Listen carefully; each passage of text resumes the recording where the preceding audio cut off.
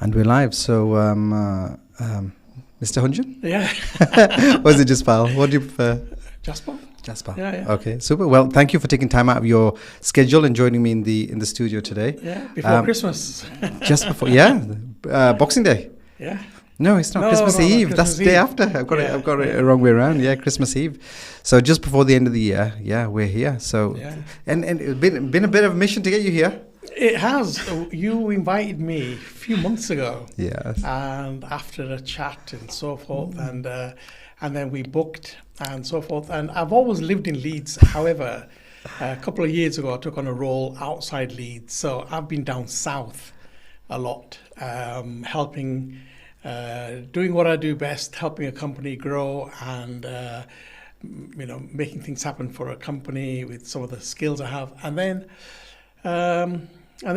both of us, we have mutual relations, and there was a funeral, wasn't there? So we missed that.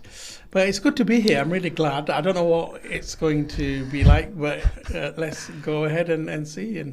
But thanks for inviting me. I'm looking forward to saying what I want to say and see where the conversation takes us. See where it takes, Yeah. absolutely. Yeah. Yeah, well, it's an honor to have you here. Oh. Yeah, we did speak many moons ago, and we've crossed paths many times in different places, just obviously being in the same town, having mutual cousins and family as well. Yeah. But the brief conversation we did have was interesting, fascinating. You definitely grabbed my attention. Yeah. So I thought, it'd be good to have you in the studio, not just for my own selfish reasons, but also to share it with other people as well. So, thanks for, thanks for coming and making time for us. That's good. So the first part is a bit of an icebreaker. So I'm going to ask you some questions, really quick questions, and you can give us either quick answers or long fire. answers. Quick fire, that's it, yeah. The first one is tea or coffee? I've had coffee this morning. Wonderful man, very young man upstairs made it for me. Is that your beverage every day? Is that what you lean towards? Do you prefer No. coffee? Are you a coffee man or are you a tea man? Which way do you lean? I have tea in the morning. Okay.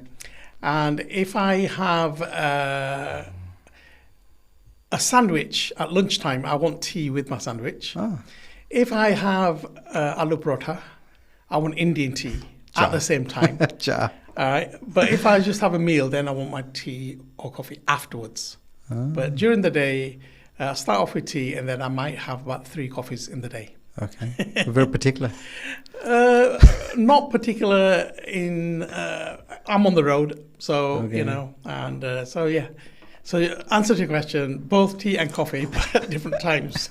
Awesome. What do you prefer, beach holidays or city breaks? It's changed as I've grown. It used to be beach, Okay. and been to quite a few. But it's quite fascinating to have city breaks to see cultures inside cities.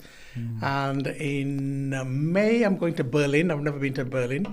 Nice. And in March, I'm going to Egypt, to one of the places there, which is Egypt is a beach, and Berlin's the city itself. Of course. So So as I've grown, it's changed, but I think both aspects are wonderful. Interesting. How cool.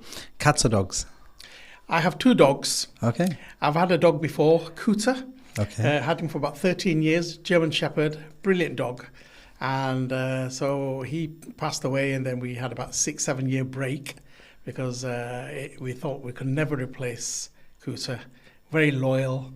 I remember when we got him, my kids were young, and I wanted them to have these nurturing skills. And I lived with my parents, so in their house, and I said, "Dad, I want to get a dog." He said, "No, you're not getting a dog." The more he said it, the more I thought, I'm going to get a dog. And we did. So I took my boys, we went to Blackpool, Preston, somewhere, and we bought the German Shepherd. And, soon my dad got used to that dog. I remember when my dad was ill once in bed, and Cooter's lying on the floor, and my dad dropped his hand below the bed and just stroking the dog. Because they have that therapeutic essence, I think. At the moment, we've got 2 Belgian Malinois. And if you know about the Malinois, these are the ones that you often see videos of dogs jumping over walls and, up the walls, in the trees and so forth. So Wow. not only one, but we've got 2 brothers, Tyson and Bruno. So definitely not cats. 2 reasons. One, I think I'm scared of cats. Secondly, I'm a vegetarian and my dogs are vegetarian, but cats can't be vegetarian. Oh, wow. So when I spoke to the vet, He said, your dogs can be. And my dogs have a plant-based meal. Wow. And Kuta, for 13 years, was vegetarian. Some people might think, no, they need the meat, but they'll eat what you give them. So these are dog food. It's off-the-shelf dog food. They're balanced and everything. And but I'm sure if somebody gave my dog meat, they would eat it. Yeah. But because of my philosophy and my background, we just keep dogs vegetarian. How interesting. Yeah. How interesting. What do you prefer, Netflix binge watching or board games? Netflix binge watching. The board games are group activities. I loved chess when I was younger. I played chess on the River Thames on the wall Nice. at 2-3 in the morning when at my university days when I was studying in London. We played board games. If I visit people and there's too many of us, and we Monopoly and things like that, but definitely not board games for me. Definitely Netflix binge watching. Nice. Pineapple on your pizza? No. Some people do, don't they? They do. Yeah. But I don't mind it. Yeah. If it's there, it's there. But Okay. I would never go for that. You'd never choose it. No. Okay. Are you an early bird or are you a night owl? Early bird in that I get up early, and a night out doesn't affect me. So both sides of the candle there. Early bird, I get up early. You want to see that there are 2 5 o'clocks on the clock, 2 6 o'clocks, and so forth. But I'm usually nowadays don't go out much at night. However, if I have to, I will. But I get my 4 or 5 hours sleep, and that's all I need, really. Yeah. Very good. Concert or comedy show? Oh, I've been to both, and I love comedy shows because you need to, I think, invoke that laughter inside you. One of my best comedian friends, I'm going to mention him, Kulwinder here. You know him? Yeah. Yeah, I lived with him. No way. Yeah. Okay. In London, I lived in the house with him. We did loads of improvisations and loads of clips. And I still say this to this very day, Cool. if Kulwinder's watching this, Bhangra man, he modelled on me. Oh, no way. Yeah. We lived in East Ham when I was a Okay. student, and his father had a house there. So there's a group of us. We never had a telly. And so comedy-wise, I love comedy. And shows and things, I've been to see The Death of a Salesman. I've seen other plays and things. So sometimes, the mood, Christmas, festive mood and so forth captures it. Concerts as well. We've got this brilliant Leeds Arena. I've been many times there to watch programs and things. So both, yeah. Awesome stuff. Winter snow or summer sun? I keep saying this, but as I've got older, but a few years ago, we went to New York in the winter just to see the Christmas tree. Yeah. That's in New York. Yeah. And, at the unique place it is, and I forget the name of it, but it's, Home Alone, that type of thing. So we went, my wife and I went to stay in Long Island for about 12, 13 days with some friends. Nice. And loved it. And, we dressed up, wore the coats and so forth, and the boots. And so that winter holiday was fantastic, and it has to be done. And even now, in December, I had about 7, 8 days off, and I wanted to go skiing. I've never been skiing. We've always been to the beach, and as I've mentioned before the podcast started, I'm going to a beach in March to Egypt. Yeah. So both, but I think the winter ones, it's understated. I'd love to go to Iceland to see the lights and so forth. And I think moods change as you grow older, and then it depends what your partner wants as well. Of course. Yeah. Of course. Harjit's more of a summer. Okay, summer person. Winter, summer. Yeah, summer. Okay. And so forth. Okay. Awesome. What do you prefer, texting or talking? I think talking has no mistakes. You say what you want, shoot from the hip, and there's no mistakes at all. Texting and emails sometimes can have that element of, how did you say that? So text is easy, but if I if I'm driving in the car and I ask my wife, "Oh, can you just ask somebody?" She might send a text. I say, "No, just speak. Just call them. It's easier." So it depends on who it is and so forth. If it's a group, we have family groups, and send a quick message. If it's important and it's a company message, email's got to be very precise and straight to the point. But I think both environments are really good, and it's now accepted in business as well. Texts. So you can send texts and emails in business, which I think sometimes just the straight point that you want to make gets the message said. Absolutely. Camping or 5-star hotel? Okay. I love the idea of camping, but I've never been camping in my life. That makes two of us. In my head I have, and I've always, some of my friends go. Narindagil, Permo, they go to Lake District once a year, and they go camping, 3-4 of them, I think Cam Riot, and they love it. And but I've never been camping. I think my boys have, and with school and so forth. But I would love to go camping. I don't know if it's too late. Never too late. Yeah, because you get these 5 berth tents and things like that, and. But at the moment, it's been holidays, and also the flats and studio flats and things like that, which you can get on Airbnb. So 2 years ago, I went to Malaga on an Airbnb, got the whole apartment, and 2 families went. It's fantastic. So it's good. So you have the cooking facilities and so forth. But I would love to be adventurous and go camping. Okay, well, it's not too late. And if you do, keep us posted. Let us know what the adventure was like. Well, that's been a great start. You got 10 out of 10. Well done. Oh, great. Yeah. Super. I didn't know you were scoring.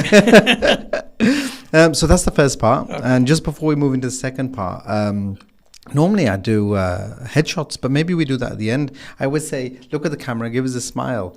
But we're like, well, you can do that. Yeah, look at the camera. I didn't even know the camera was still there. Yeah. Just give us a nice smile. We've got that. In fact, the studio is fantastic. Thank you. The way it's done up is fantastic. Oh, awesome. Thanks. Well, we want to create a nice kind of professional yet homely kind of warm environment. So you get comfortable. And the point of the cameras is to kind of put them in the distance so they're like invisible, because then we just fall into a conversation and it feels more natural. The biggest thing that we've seen, just touching on that point, is in normal production, when we've got lights, cameras, action and all of that good stuff, is that people that aren't comfortable or are new to this production environment naturally get really uncomfortable.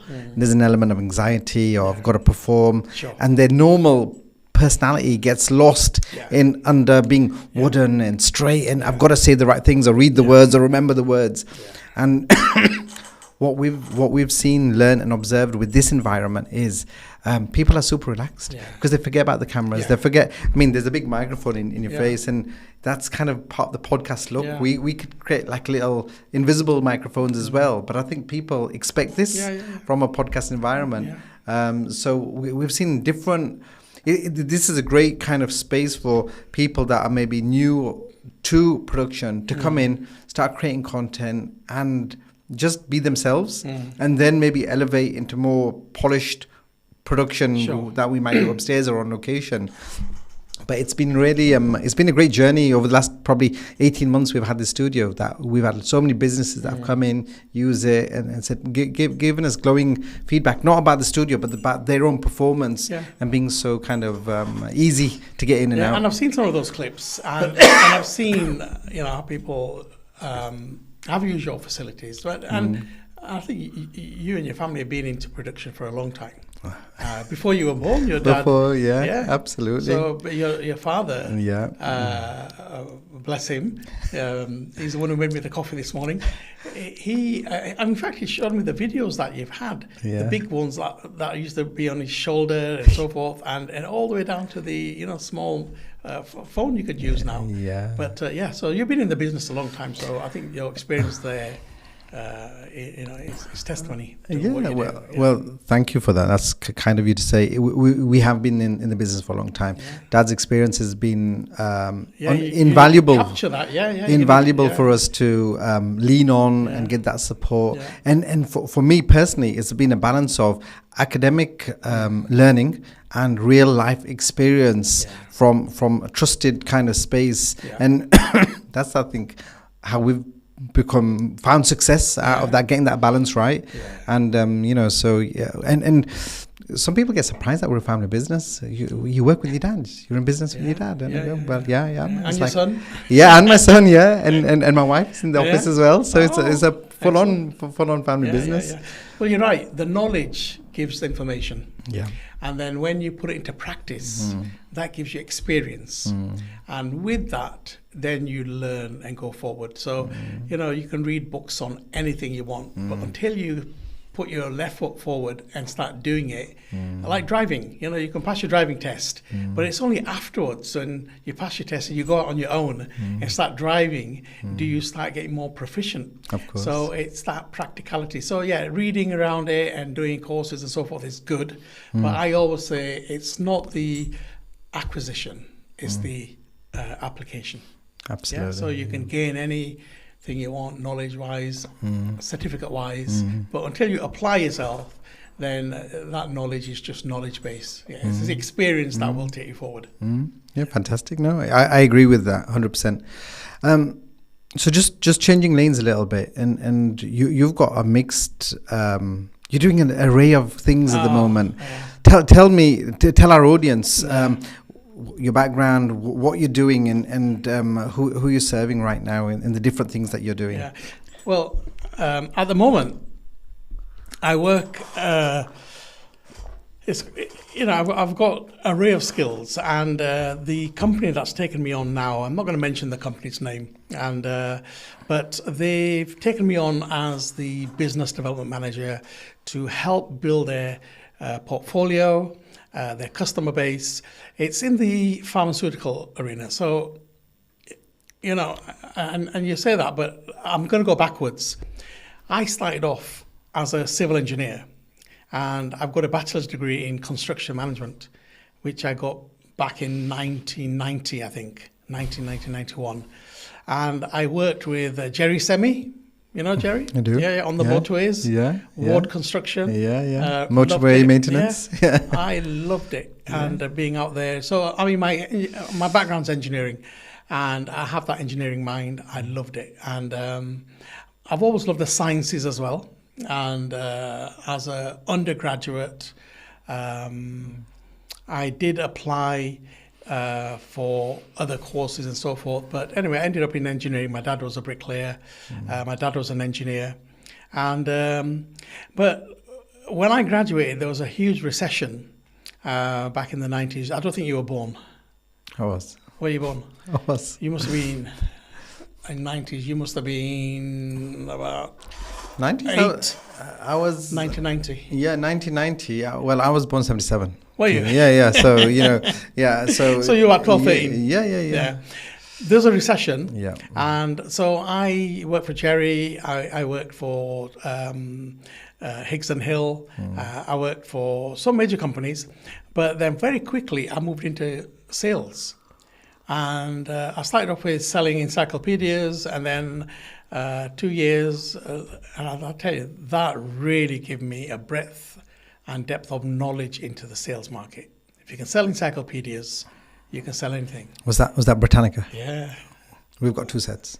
I've got a set at home, and a few people in the family bought off me. Yeah, wow. And but the selling process to get somebody, convince them to buy something there and then on the night, £3,000. It ranged from about 1,200 to 3,000. I'm talking about 1990, and And my best customers were people who worked hard, who grafted and wanted something for their children. I met loads of clinicians and so forth who never bought off me because, they may have not seen the value of it. And but then, as I moved on, I got into medical sales. And one of my really good friends, who's no longer with us now, Chris, got me into medical sales, and I've been in medical sales ever since. And as I've been through the journey, I worked for J&J, I worked for a big company like Lilly, and then smaller companies like Sobi into rare medicines. And in fact, I tell people I've been up and down the anatomy. You know, I've sold for fungal toenails, I've sold for psychiatry, I've done cardiology, I've done very rare diseases, I've done gastro, I've done hand surgeries.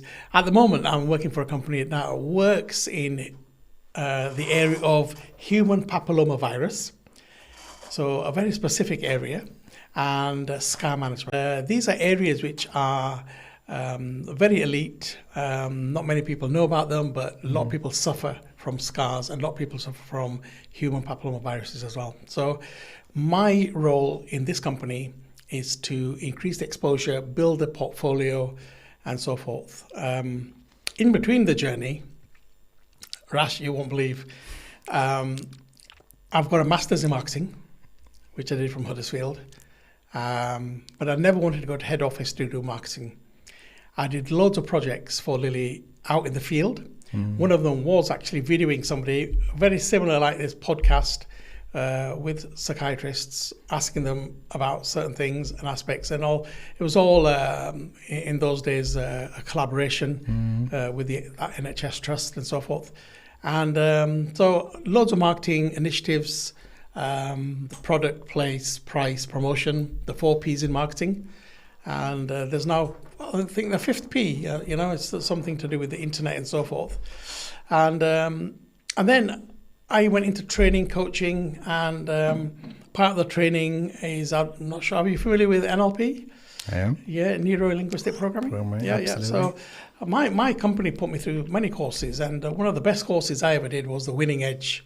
It was like a 2-day course and then a follow-up of a 2-day course, the Winning Edge. And, you know, I learned so much from the Winning Edge, and how not, you know, to compromise with people, but how to win aspects of business, personal stuff, and any interaction. So, you know, even if it's a compromise, somebody wants you to do something, well, then the Winning Edge is, well, I'll do this if you can do this. And then in the end, you're not always giving and giving, you're also taking back for yourself as well.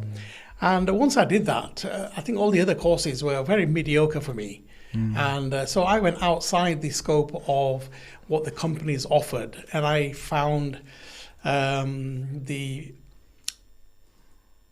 training with Richard Bandler, who founded NLP, and Paul McKenna, who you might know from TV hypnotherapy.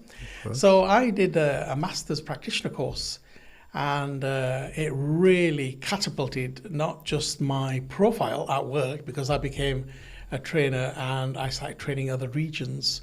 One of my managers, Alex, said that when I go out with you and do field visits, I see that you ask 3 or 4 questions and you get to the crux of the sales pitch and you ask the customers. And some of my other team members ask 8, 9, 10 questions and they still don't ask for the business afterwards. So from a professional point of view, NLP teaches you about the modalities of people, about what aspect, whether it's a verbal, whether it's kinesthetic, whether it's well, you have the verbal, kinesthetic, and just from the top of my head, I've just lost it.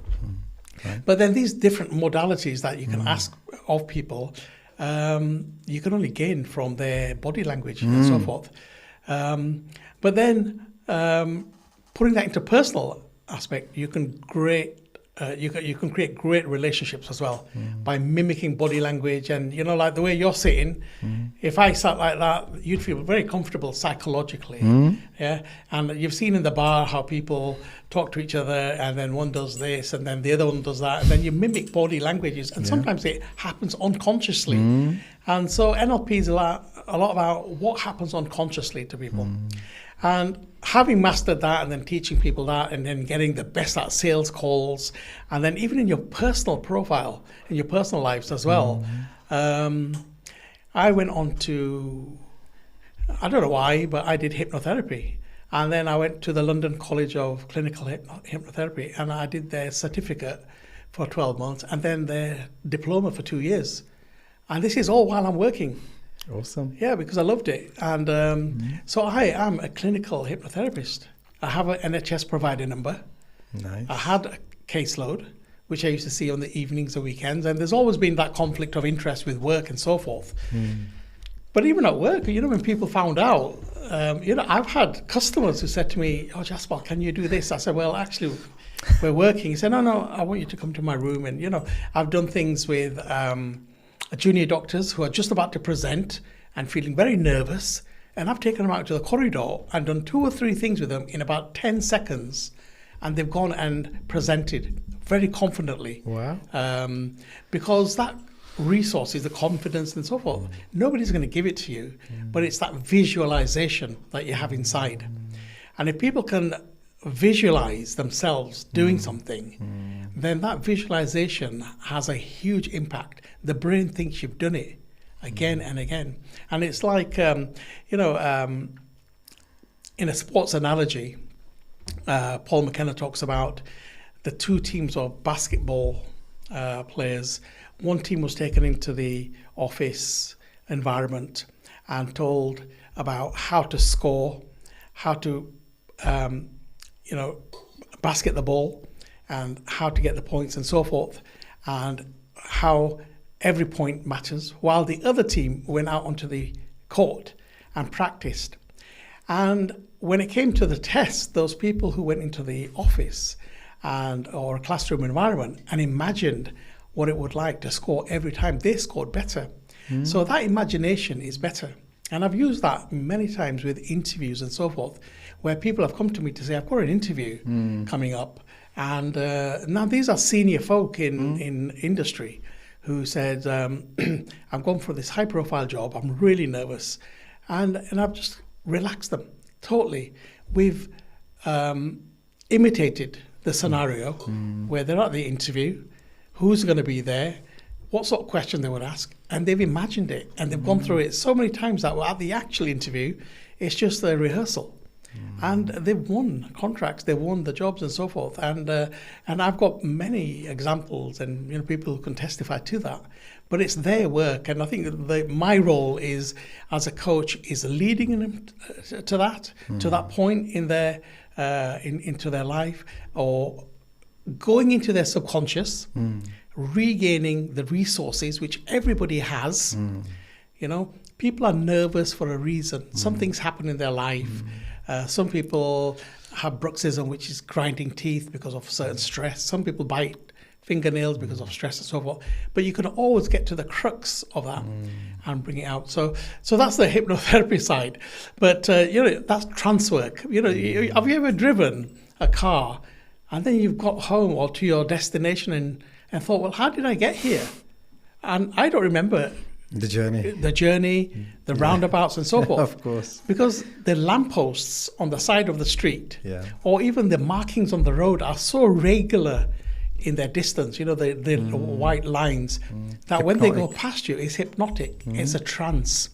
And it's similar like you're watching TV and the kids are trance and the mum's saying, "Dinner's ready." "Oh, sorry, you're talking to me." And that trance work, once you're into a trance, you can say anything and put anything into the mind, and the mind, it takes it into the subconscious, and then we can help bring it out of the subconscious into the conscious. So after that, career-wise, I've moved on to being a leader, and I say that because the company I work with now, because I moved from Leeds down south, one of my asks was that if I'm going to relocate, and I wanted to train as well, so I took on board a level 7 apprenticeship course. And at the age of 58, 59, I'm thinking, do I really want to go back to university? And level 7 is a master's level. So I've just completed my senior, it's called Strategic Leadership and Management. Very good. And so it was a 2-year course, and I got a distinction. Well done. I loved it. And I did this while I was working. So it's all online at Roehampton University. Nice partner. You know it? Yeah. Yeah. And now in January, part of that course, the final, I mean, I thought it was just a year course. It was 2 years. I didn't even realize when I took it on because my company sponsored me to do that. Very good. So in January, I'm just completing my whole study by doing the MBA. And we're moving to Buckingham University. I don't know if you know that. It's a private university. No, it's one of the top 7. Okay. Yeah, really good. So in January, I'll be starting that. So I'm moving now into that part of my leadership where the knowledge I have is such that I can really help people grow. I can help companies grow. I know the marketing aspects of many things. I've been to so many different roles, whether it's marketing, budgeting, leadership, planning, organization. And when I look in LinkedIn, there's so many roles there that's available. And when you write down the descriptors, I can do that. I can do that. I can do that. And what motivates me isn't the package, but it's actually what the result is. I would choose a company if the company I work with is a family-based company, very ethical. The chap who took me on is a friend of mine. He was the MD. He's now the chairman and founder of the company. He's my direct report.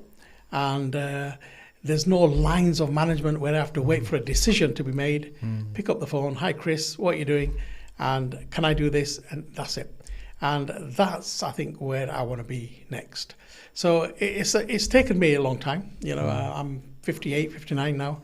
And I still got a few years in me. And with this role, you know, I've managed to get another property down south, where I live Monday to Friday. Okay. So it's been a bonus. It's been really good. It's been a journey. You know, all positives. You know, although I've been away from the family, I can come back on the weekends. Sometimes I can work home Friday, so I have a long weekend, Friday, Saturday, Sunday, then go back down south. Sure. So, yeah. So. You tell me. You ask me. No, it's really interesting. Yeah. So you've got your feet in two kind of pots, so to say. You know, you work with the pharmaceutical business, doing business development, and then you've got this NLP side of the work, which feels like a bit of a passion project. Yeah. That weaves back into your day job. Yeah. Is that fair to say? Or is it more than that? It's more than that now because, you know, you just reminded me. And, you know, I had a passion for construction, civil engineering. So right from the onset, although I did a 4-year sandwich course in construction management and I loved it. I got a bachelor's degree out of it. When the recession happened, I follow a spiritual path, Science of the Soul. And that charity-based organisation in the UK are based in Bedford. And they have now acquired some sites where I was able to do voluntary work.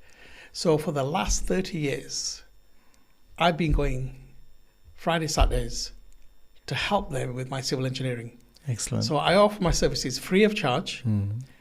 They put you up, they give you a breakfast and so forth. And these charity organisations have built little practice halls where they do their discourses, spiritual discourses in Leicester, Southall, Birmingham, Derby, Leeds, Bolton, you know, and so forth. So I've been part of their project team. And in Bedford, they have their head office and so forth. So now, even at the head office, they're going to now be building a multi-million-pound centre there, which is going to be out of this world. They've just got planning permission. And so as I've got older, you know, I've done the last 30 years there. So I've still had my foot in engineering. Where that's helped me is that about 7-8 years ago, no, in fact, it's longer. We started in 2006. About 20 years ago, I started the extension on our house, and it was a civil engineering project actually, because we built underground and we built 4 stories up and back, and it wasn't just a traditional extension, but it's some things that I designed, the cantilever balconies, which weren't heard of in domestic houses, domestic dwellings. Some of them are commercial. So some of the ideas I had, I put forward. So I've got a room under the garage, which could be like this. In fact, it's my cinema room, and it's got 7.1 Dolby wired. Yeah, awesome. And it's not a cinema room yet. Okay, but it's all been wired. That was going to be my cinema room and so forth. And at the moment, I rented that out. But what I'm saying is that engineering will never leave. You know, my dad used to say that whatever you learn, it's never a waste. So just learn it. And so if I went to uni for 4 years to learn engineering, and now I'm doing marketing and sales, where's the engineering? But you won't lose it. It's all experience, and you can always apply it. I mentioned yesterday I fitted a dual pole electric switch. You mentioned for a friend. Yeah. And a friend of mine, he's on a wheelchair, so I'm doing some work helping him out. And I don't know what a dual pole electric switch is, but I looked on the internet and so forth. So you can put yourself through anything. Learning is learning, and why can't you do that? Plastering, woodwork, and so forth. So I've got the tools, and I've done loads of carpentry work. All my door frames, all my skirting boards, things like that, I fitted. Awesome. My boys were really young, 5, 6, when I bought them impact driver, and they helped me, and nailed the wood to the floor and things like that. Yeah. And I remember we had we had a batten, 350 millimeters long. And we called it the 350. Okay. So whenever we put a ceiling joist on, then the next one is 350 away. So where's that 350? And it was like a measuring gauge to to measure. So and even now we remember the 350 and 350. But aspects of learning, Rash, doesn't change. It doesn't change. You can learn anything you want, and you can put into practice anything you want. There's no saying what capacity there is inside you. Absolutely. I think being a scholar and a practitioner goes hand in hand. Some people lean more one way to the other. Some people get a balance. Some people are just practitioners. But I think either are great. I think the worst position to be is neither. and you don't want to be in that space because you're probably not doing much if you're in neither spaces. So Jaspal, I'm conscious of time, and thanks for giving us a really interesting look into your journey to where you are. For people that are watching and listening, if they wanted to reach out to you for help, support, ideally, who's your ideal customer, or who's your audience that you want to speak to? And is it to develop I'm sure there's a vested interest to develop the pharmaceutical business and on that side, but I'm sure there's a lot of people that would think maybe you could help me with sales or leadership as well. How would they get in touch with you, or who's your ideal person? Who can you really serve? It's an interesting question because I think anybody can learn from anybody. And Richard Bandler, who founded NLP, I won't say he invented it. Neuro-linguistic programming is about what happens into the brain. Linguistic is what you say, and the programming is how you program thinking and saying, because some people will say something but mean something else. So for instance, visual, I see what you're saying, and if it's auditory, I hear what you're saying, and then if it's kinesthetic, I feel that. So these are all different modalities, and you can tap into with your language into where those people are. So I've helped many people come into the pharma industry. I must have been about 14, 15 people who are my friends, children, my other friends who come into the industry, and they are doing really well.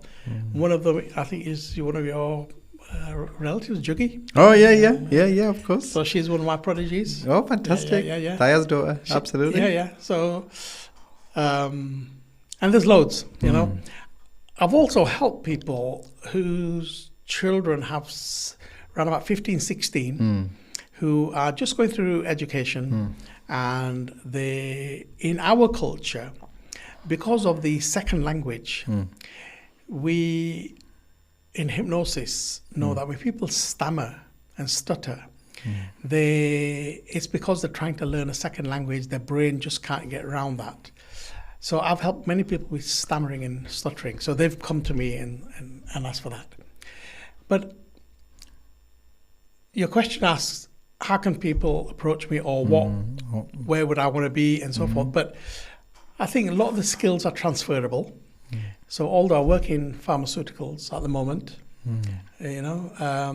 there's many aspects of industry where they need business development managers, where they need leadership, where they really want people to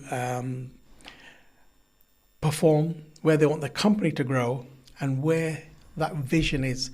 As a leader, at the stern of the ship, you have that visionary knowledge. And it's really through experience with the team around you, because it's not a single job.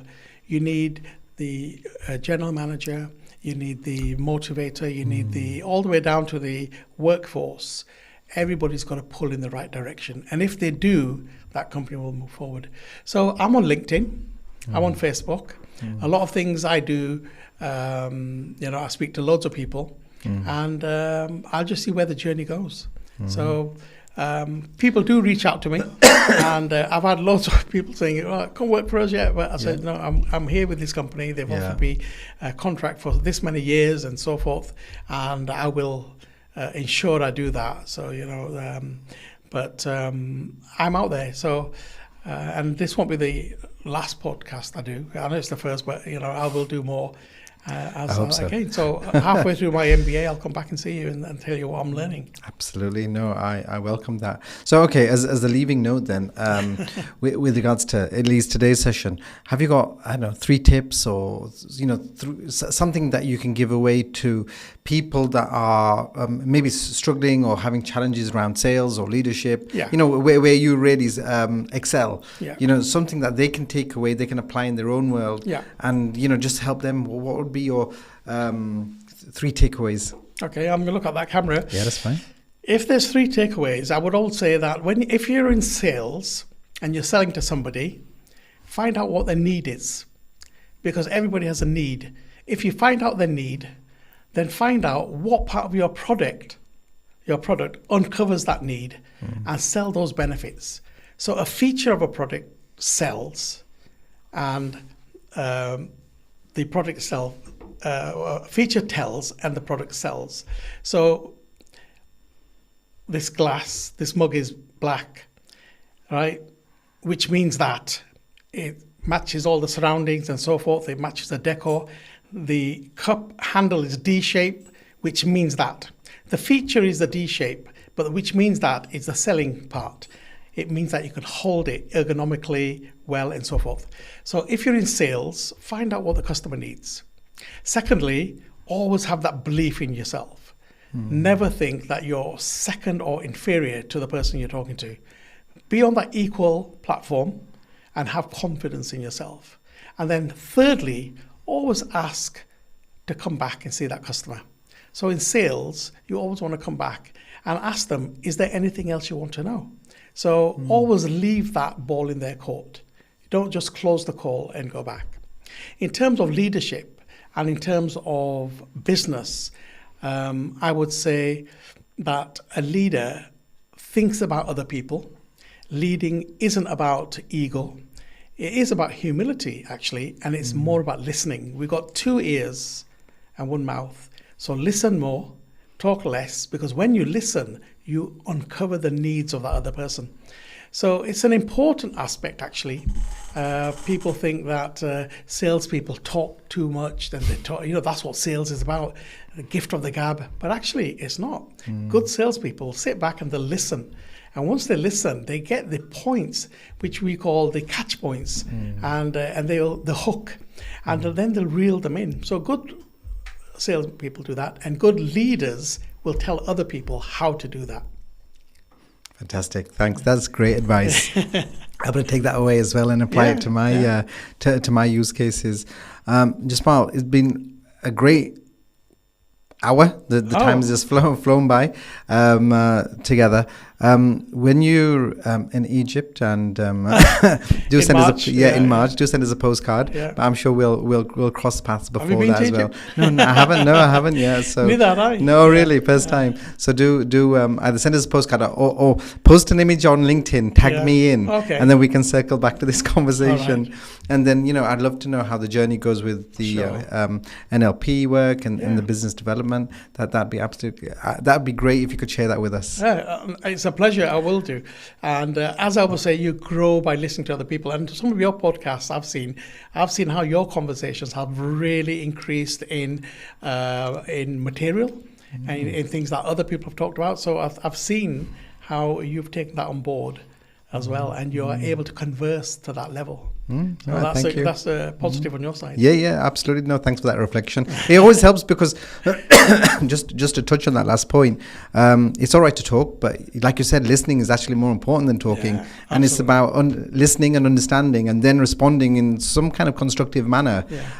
And just a quick point on the journey of the last 6 months. I've done a deep dive in podcast. We were talking about this earlier on. And just by throwing myself in the deep end of just doing it, it's like going to the gym, but being consistent again and again. A similar story to you and your personal trainer that you shared earlier is that forces you to exercise that muscle. Yeah. So you become better at listening. You articulate your point clearer. And in the absence of that practice, you just have you have the theory, but you don't actually practice and execute. So as soon as you execute and you get that experience, then your brain knows you've done it. It's like that muscle you said. You exercise it once, twice. You need to do things 3 times. Okay? Even visualization. When I do hypnotherapy with people, I take them to a scenario, 3 scenarios. Okay. Because first time, fine. Second time, I will do 3. By the 3rd time, your brain has ingrained that. Wow. Okay? Great takeaway. Thank you very much. Awesome stuff. Jaspal, again, thanks for coming in. You're welcome. Enjoyed the conversation. And I look forward to that postcard in due course. Thank you. Nice one. All right.